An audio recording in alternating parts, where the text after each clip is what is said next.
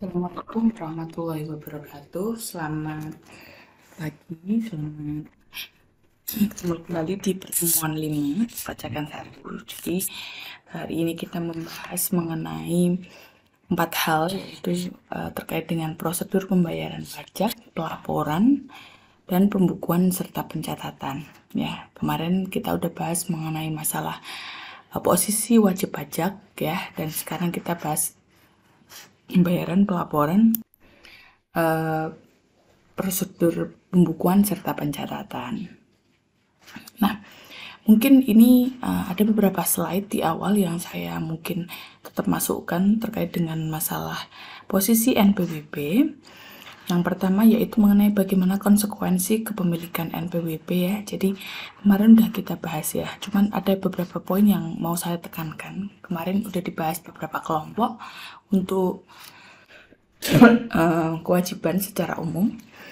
Nah, di sini saya menekankan bahwa ketika dia sudah terdaftar menjadi NPWP, maka seluruh kewajiban pajak harus dipenuhi. Sehingga kewajiban kepada diri sendiri yaitu ada 3 hal. Ya, ketika kita mengatakan bahwa kita sebagai wajib pajak yang punya NPWP, yaitu kita punya kewajiban menghitung pajak kita, berapa pajak terutangnya, kemudian menyetor, ya, dan melapor. Karena nggak cuma sekedar hitung, selesai tidak, tapi habis itu ada setor pajak, berapa pajak terutang kita bayar, terus juga nggak berhenti di situ lagi, kita wajib untuk lapor. Nah, lapornya tadi berupa SPT. Nah, paham ya, jadi tidak hanya sekedar bayar pajak gitu, tapi ada 3 poin. Nah, atau kita juga sebagai NPWP yang punya kewajiban kepada pihak lain ketika kita punya atau terkait dengan perpajakan di pihak lain. Misalnya kita punya kita sebagai bendahara, ya kita wajib untuk memotong PPh 21. Ya, jadi perannya ketika kita punya peran untuk terkait dengan pajak yang lain, apakah itu motong atau memungut pajaknya orang lain. Tapi sama, kewajibannya sama, ngitungin, ya, motong, setor, dan lapor. Ya, misalnya teman-teman jadi bendahara terkait dengan perpajakannya orang lain. Paham ya? Ini adalah konsekuensi atau pemilikan NPWP kita. Nah, ini ada menghitung, motong, nyetor, lapor ya. Menghitung tuh gimana? Sesuai ketentuan UU, sesuai tarifnya, dan cara perhitungannya. Kalau motong berarti berapa persen sesuai tarif tadi, tapi terkait dengan pihak lain. Terus setor, berarti kita yang udah kita hitung tadi, atau kita potong, kita akan setorkan ke bank atau kantor pos dengan dokumennya SSP. Dan terakhir kita laporkan dengan SPT. Nah, kemudian ini tadi contoh jenis PPh kepada diri sendiri dan kepada pihak lain. Nah, ada beberapa poin, 25, 29, dan final atau 4 ayat 2. Kalau PPh 25, pembayaran pajak atas penghasilan yang diterima atau diperoleh dibayar setiap bulan. Ya, jadi oke, kita bayar pajak yang diterima setiap bulannya, ya, yang diperhitungkan setiap bulannya. Kalau 29 itu akhir tahun, kalau ada kurang pajak ya. Kurang pajak itu artinya berapa yang udah dipotong sama pajak terutang kita, apakah nihil sama, artinya kita nggak perlu bayar lagi atau ada selisih bayar. Terus ada 4 ayat 2. Nah, ini terkait dengan transaksi yang kita lakukan. Apakah misalnya kita melakukan pengalihan tanah atau bangunan misalnya, itu berarti kita wajib untuk membayar PPh final. Nah, ini terkait dengan PPh 21, yaitu tadi ya, akhirnya kita memotong pajak terkait dengan transaksi pihak lain, misalnya terkait dengan kewajiban, terkait dengan penghasilan yang diterima pihak lain. Terus kemudian terkait dengan kita dapat dividen, bunga, royalti, sewa, dan lain-lain. Oke. Nah, Ini kemarin udah kita bahas terkait dengan bagaimana NPWP kalau orang pribadi dan pengukuhan secara jabatannya. Oke, jadi bisa NPWP atau PKP, pengusaha kena pajak yang dikukuhkan secara jabatan. Nah, di sini ketika WP telah memenuhi persyaratan objektif dan objektif namun tidak mau mendaftar, jadi dia secara subjektif dan objektif ya, dia sudah harus dikenain aturan perpajakan, tapi dia nggak mau mendaftar. Nah, itu secara jabatan. Secara jabatan tuh, secara hukum dia sudah menjadi NPWP sebenarnya, gitu ya, tapi tidak mau mendaftar alasannya. Nah, ini juga kalau orang pribadi, kalau ini pengusaha, ya dia dikenai PPN namun tidak mau melaporkan usahanya yang dikenai PPN. Jadi harusnya syarat terkait dengan omset ataukah dia paling tidak omset yang menggugurkan dia untuk bisa dikenai dan wajib menjadi PKP secara jabatan. Ya, jadi secara jabatan tuh istilahnya kayak secara hukum dia harusnya sudah gitu lah. Secara hukum dia udah melewati batas itu, harusnya dia memang menjadi PKP gitu ya. Nah, jadi kapan dia wajib? Ya ketika dia sudah memenuhi persyaratan subjektif dan objektif. Oke. Paling lama 5 tahun sebelum diterbitkannya NPWP atau dikukuhkannya sebagai PKP. Jadi omset dan penghasilan kita tuh bisa di-trace back gitu ya, dilihat 5 tahun ke belakang. Kalau kita belum punya NPWP. Gitu ya. Jadi ketika kita sudah punya syarat objektif dan subjektif, harusnya kita memang mendaftarkan diri menjadi NPWP. Oke, kalau enggak penghasilan kita yang kita nggak mau deh bayar dulu gitu, kita bisa dilihat sampai 5 tahun ke belakang.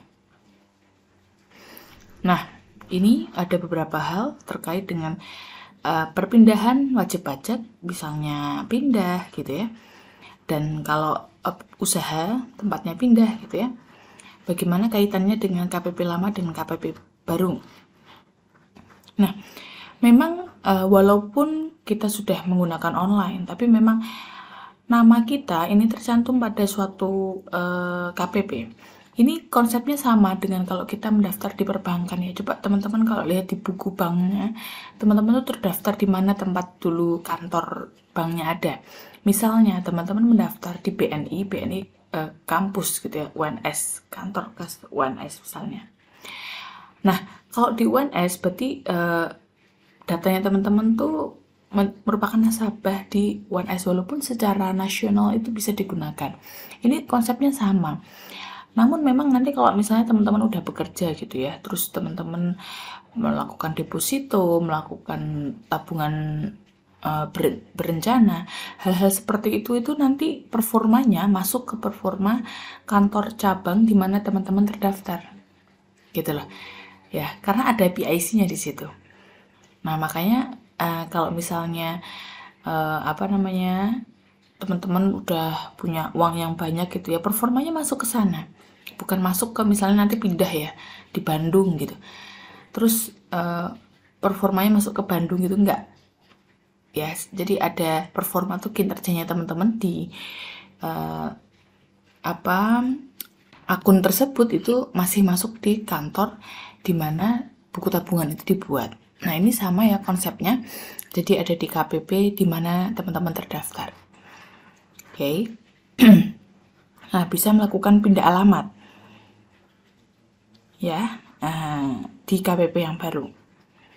Kalau masih yang lama gimana ya, nggak masalah juga sih kalau misalnya wajib pajak ini masih terdaftar yang lama, cuma kan jadi kesusahan ya. Dan yang kedua masalah KTP-nya ketika pindah.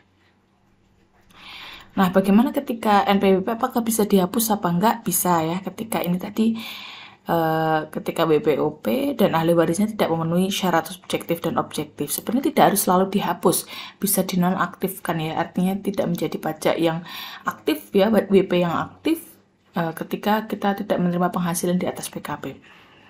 Oke, yang lainnya ketika ada likuidasi gitu ya, WPOP menikah tidak melaksanakan kewajibannya sendiri gitu ya, jadi dia nanti gabung, itu bisa dihapus ya. Jadi misalnya teman-teman awalnya punya NPWP sendiri terus menikah terus pengen gabung dengan suaminya jadi satu, yang NPWP wanita bisa dihapus. Caranya ini ya nanti bisa dilihat secara rinci. Dan oke, sekarang kita di menit ke-10 ini baru masuk ya, karena saya mau review tadi terkait dengan masalah perpajakan.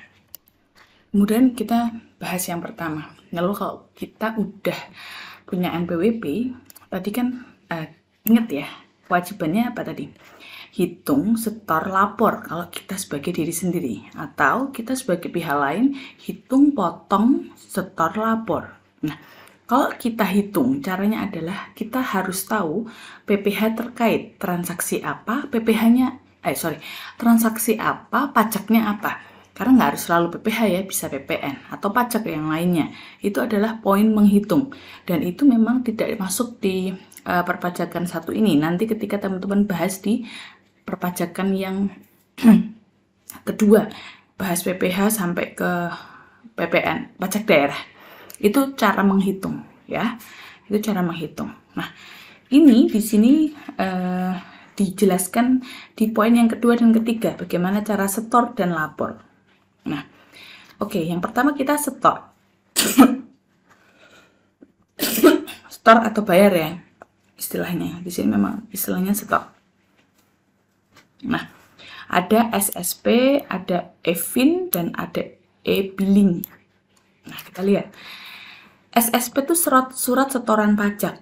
Nah, ini ada aturannya yang tahun 2021 tentang bentuk isi tata cara surat setoran pajak.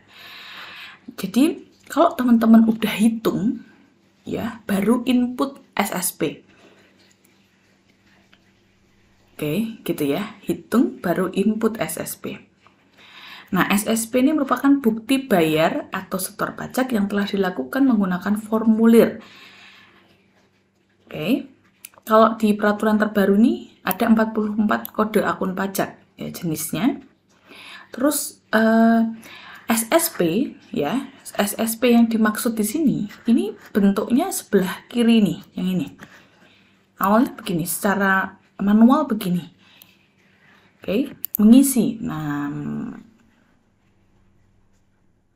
nomor NPWP, nama WP, alamat, NOP, terus nomor objek pajaknya, alamat OP, kode akunnya tadi yang menurut peraturan ini ada 44 kode akunnya yang mana ya, nanti maksudnya kode akun tuh ini jenis pajaknya. Terus uraiannya, masa pajak kalau itu SPT masa, bulan apa, tahun pajaknya, dan seterusnya. Nah, ini adalah surat setoran pajak. Masih digunakan nggak? Masih sih, masih digunakan. Terus kalau SSE, ini sebenarnya sama ya, SSE itu bisa dikatakan juga e-billing istilahnya ya. Nah, SSE ini sebelah kanan ya, jadi NPWP-nya nomor berapa ya. Ini saya contohkan punya saya ketika saya mau membayar pajak terkait dengan penelitian kalau nggak salah ya. SPT ini setoran masa, jenis pajaknya, kode akunnya ini sama sebenarnya, NOP ya, sama, istilahnya sama, isiannya sama semua, cuman ini berbentuk elektronik.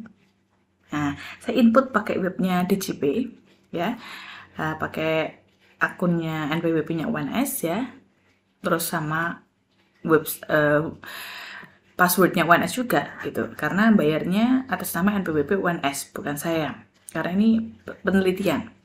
Nah, SSE ini merupakan pengembangan wujud elektronifikasi dari SSP. Oke, bisa dipahami ya. Nah, di sini nah, telah mengisi SSP ini,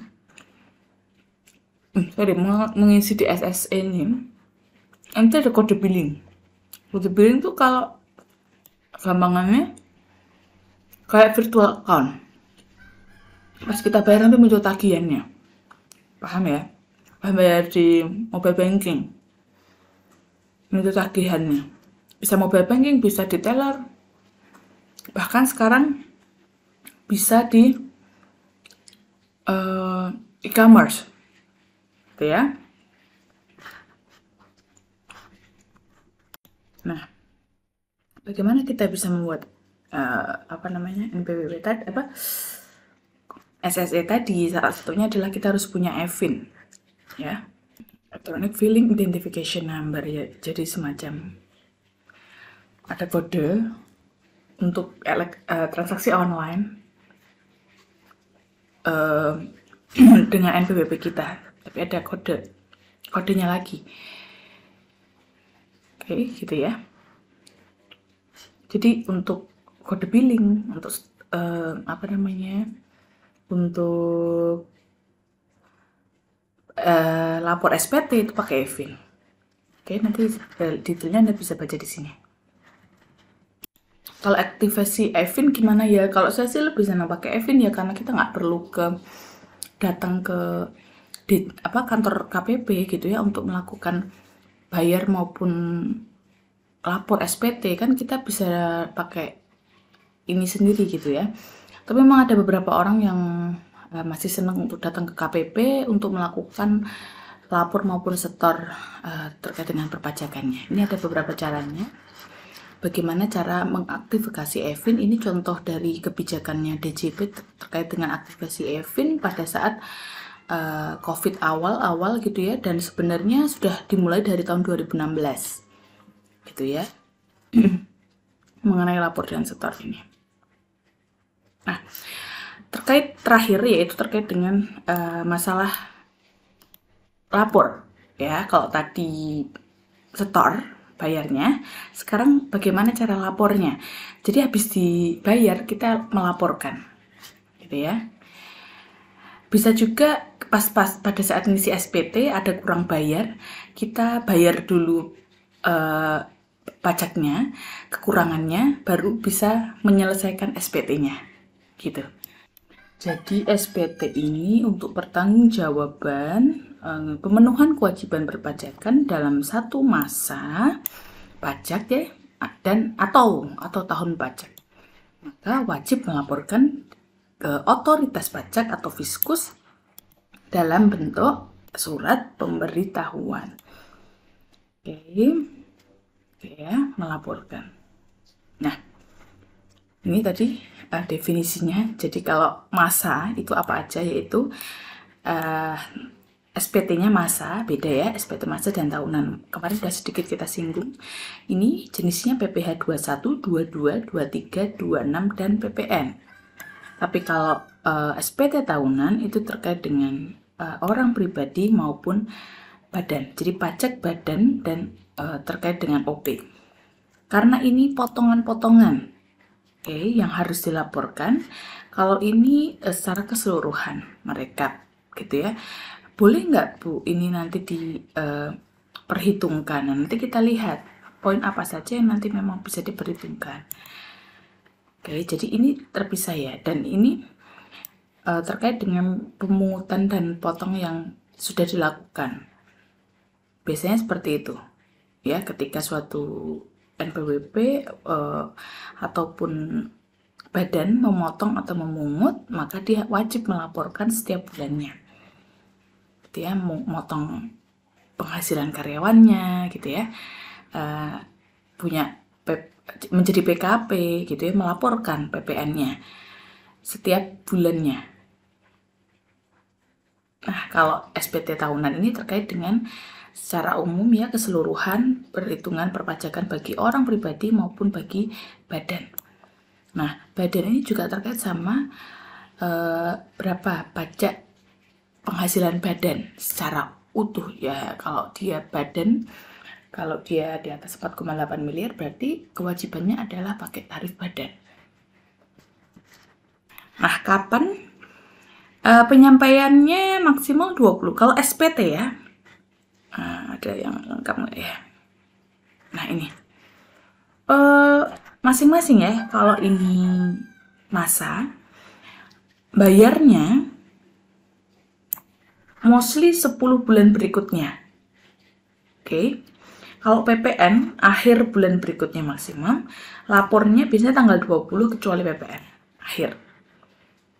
Oke. Dan kapan motong atau mungutnya? Kan tadi kewajibannya 3 ya. Potong, setor, lapor. Kapan? Ya pada saat terjadinya transaksi. Atau akhir bulan terutang. Jadi masih di masa atau bulan yang sama. Itu kalau kewajibannya. Nah, kalau yang tadi SPT tahunan, ini pasal 29. Kapan? Kalau tahunan berakhir di Desember, maka akhir bulan ketiga setelah akhir tahun pajak. Jadi, kalau orang pribadi bulan Maret, ya, badan bulan April.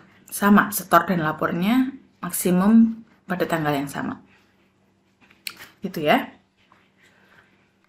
Nah, ini ada beberapa, ini tadi sudah saya jelaskan, ada beberapa kriteria harus benar, lengkap, jelas, dan ditandatangani. Oke. Caranya gimana? Bisa langsung ke KPP, bisa dengan melalui pos, ekspedisi, dan pakai e-filing. Nah, sekarang ini nih, poin 4 yang banyak digunakan dengan menggunakan e-filing. Nah, ada administrasi sanksinya nggak? Sanksi administrasi nggak kalau terlambat? Ada. Kalau SPT masa, PPN-nya tuh kalau PPN dendanya 500.000, kalau SPT lainnya tadi selain PPN dendanya 100.000, kalau OP 100.000, kalau badan 1 juta. Keterlambatan atau tidak menyampaikan SPT. Nah, kayak gini nih, tanggal 30, kalau OP udah paling lambat besok tanggal 31. Kalau pembetulan SPT, kalau ada kesalahan gimana? Biasanya bisa paling lambat 2 tahun sebelum daluarsa penetapan. Oke. Untuk SPT menyatakan rugi atau lebih bayar. Oke, kalau ada perubahan ya bisa, tapi keliruan yang berdasar kemampuannya sendiri. Dengan syarat kalau di ini belum dilakukan pemeriksaan. Nah, dampaknya apa? Dikenakan sanksi 2% per bulan apabila pembetulan menyebabkan pajak kurang bayar. Ada sanksinya kalau terjadi sampai kurang bayar. Oke. Nah, jadi nanti bayarnya kurang bayarnya sama kurang bayar itu artinya yang udah dibayar berapa, pasti hitung lagi pajak terutangnya lebih besar gitu loh. Nah, itu ada sanksinya. Jadi bayar kekurangannya sama sanksinya. Terus ini tadi penjelasannya. Terus ini terkait dengan jatuh tempo PPh 29. Nah, PPh terutang melebihi kredit pajak dan kompensasi rugi fiskal, maka wajib pajak harus kurang bayar. Jadi intinya kalau mau lapor SPT ada kurang bayar, maka harus diselesaikan dulu kurang bayarnya, baru dilaporkan dalam SPT. Nah, ini ada sanksinya. Sama tadi ya yang udah kita bahas di depan. Ini caranya. Nah, sekarang bisa ini ya, bank-bank ini juga kalau sekarang kalau dulu mobile banking terbatas banget yang ada fitur bayar pajaknya. Sekarang hampir banyak sekali kok yang fitur bayar pajaknya. Kalau saya pakainya bayar kurang bayar itu pakai mobile banking aja. Ya tinggal masukin tadi virtual billing, virtual apa tadi namanya, ID billingnya atau virtual account-nya. Nah, sekarang beberapa e-commerce juga bisa melakukan pembayaran. Oke, gitu terkait dengan SPT. Contoh SPT nanti saya lampirkan. Ini contoh SPT tahunan. Ya, pajak penghasilan wajib pajak badan. SPT tahunan PPh badan. Ya, menjelaskan NPWP-nya, nama dan sebagainya. Oke, nanti ngitung ini penghasilan. Jadi kalau ngisi SPT nanti biasanya pakai Excel dulu. Sebenarnya ada fitur iSPT ya. Sekarang ini outputnya. Ya, fitur iSPT. Ini outputnya. Jadi nggak manual. Ngitung-ngitung lagi pakai Excel ya. Jadi nanti, tapi kalau belajar tuh biasanya pakai Excel dulu. Terus masukkan input di iSPT, karena kalau input di iSPT kita harus ngitung dulu secara manual di Excel agar nggak salah dalam melakukan input SPT. Ini ya, kalau ngitung nanti dari belakang ya. Oke. Nah, ini nanti ada cap dan tanda tangan. Harus ya tanda tangan ini. Ini formulir SPT tahunan badan. Diaudit oleh siapa dan sebagainya. Ini output ya, output dari iSPT. Ini kalau ISPT, ini SPT masa yang final. Nah, yang final ini manualnya ya. Kalau di Excel seperti ini. Oke. Nah, ini diisi dulu. Transaksi apa? Persewaan tanah, hadiah undian, jasa konstruksi, penjualan saham, deposito, dan lain sebagainya. Nanti direkapnya di depan. Jadi makanya kalau ngisi SPT itu dari belakang dulu, baru di induknya. Induk tuh rekap. Paham ya? Jadi di belakang dulu baru induk dan rekapnya. Nah, nanti baru tahu berapakah total pajak terutangnya. Maka di sini ada lampirannya, surat setoran pajaknya mana, dan bukti potong kalau kita dipotong oleh pihak lain, gitu ya. Nah, ini contoh SPT masa. Oke, untuk masalah SPT itu dulu. Selanjutnya masalah prosedur pembukuan dan pencatatan akan saya jelaskan di video yang berbeda. Terima kasih, selamat belajar.